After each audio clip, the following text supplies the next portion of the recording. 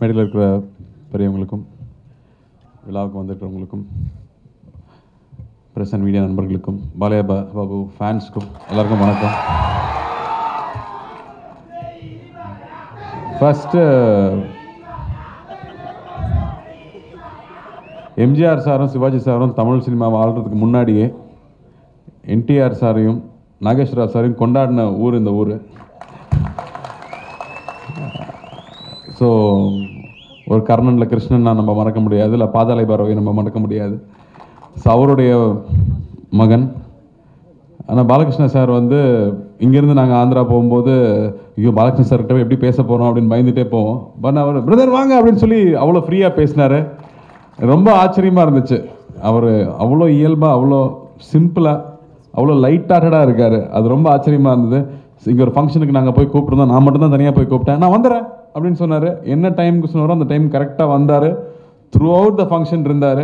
Night வரைக்கும் இருந்து நாங்கள்லாம் டயர்ட் ஆகிட்டோம், அவர் டயர்ட் ஆகவே இல்லை. அந்த எனர்ஜி வந்து எனக்கு இன்னும் ஆச்சரியமாக இருக்குது. Thank you sir, thank you for that warmth, thank you for that friendship. We always appreciate it and we so thankful.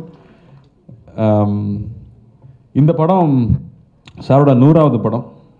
So congratulation sir. 100வது படம் ஒரு சூப்பர் டூப்பர் ஹிட்டாக அமைஞ்சது. வெறும் சில நடிகர்களுக்கு மட்டும்தான் 100வது படம் பெரிய ஹிட்டாக இருக்குது. அந்த வகையில் இந்த படம் மிகப்பெரிய ஹிட்டு.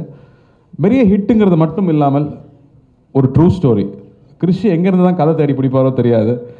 ஒரு ஆஃப்ரிக்காவில் வந்து இந்தியாவிலேருந்து போய் சண்டை போட்டுட்டு இருந்தாங்க. அதுவும் வேர்ல்டு வார் 2ல் நாசியை அப்போஸ் பண்ண இந்தியன் சோல்ஜர்ஸ் பற்றி ஒரு கதை எழுதியிருந்தார். நம்ம ஊரில் வந்து 7ஆம் அறிவில் முருகதாஸ் சார் வந்து ஒரு போதி தர்மங்கிற ஒரு கேரக்டர் இன்ட்ரடியூஸ் பண்ணி விட்டுருந்தார். இங்கேருந்து போன ஒரு அரசனை வந்து சைனாவே கொண்டாடிட்டு இருக்குன்னு ஒரு ஹிஸ்ட்ரி சொன்னார். அந்த மாதிரி சவுத் இந்தியாவிலேருந்து நார்த் வரைக்கும் போய் க்ரீக் சோல்ஜர்ஸை சண்டை போட்ட ஃபஸ்ட்டு செஞ்சுரியில் இருந்த ஒரு கிங்கு.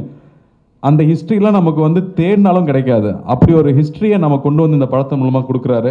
நம்மலாம் பார்த்து தெரிஞ்சுக்க வேண்டிய ஒரு ஹிஸ்ட்ரியை ஒரு கதையாக, ஹீரோயிசத்தோட, காதலோட, ஒரு போராட்டத்தோட ஒரு கதையாக சொல்லியிருக்காங்க. விஷுவல்ஸ் பார்க்கும்போது அவ்வளோ அழகாக இருந்துச்சு. இது எப்படி 29 நாள் எடுத்தீங்க? நாங்கள் காஷ்மீரான ஒரு படம் எடுத்தோம். எனக்கு பீரியட் ஃபில்ம் எடுக்கிறதுனா என்ன கஷ்டம்னு தெரியும். அந்த ஹார்ஸ் ஓட்டுறதுனா என்ன கஷ்டம்னு தெரியும். அந்த காஸ்டியூம் போட்டுட்டா திரும்ப கூட முடியாது. அதில் எங்கே லவ் சீன் பண்ணுறது, எங்கே சண்டை போடுறது, அதில் அப்படி பண்ணுறது அவ்வளோ ஈஸி கிடையாது. எனக்கு தெரியும் அதோட கஷ்டம். அந்த பாலகிருஷ்ண சார் திரும்ப திரும்ப நிறைய தடவை பண்ணியிருக்காரு.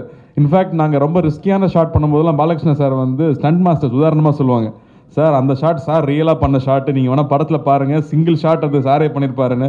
இதில் அந்த ஹார்ஸ் மேலே தூக்குற ஷாட்டு சிங்கிள் ஷாட் அவரே பண்ணியிருக்காரு.